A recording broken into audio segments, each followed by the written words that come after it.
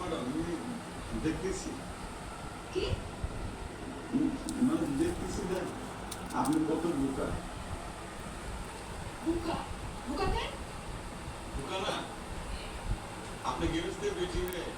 একজন সামান্য রাখালের হাতে তৈরি করে দিচ্ছেন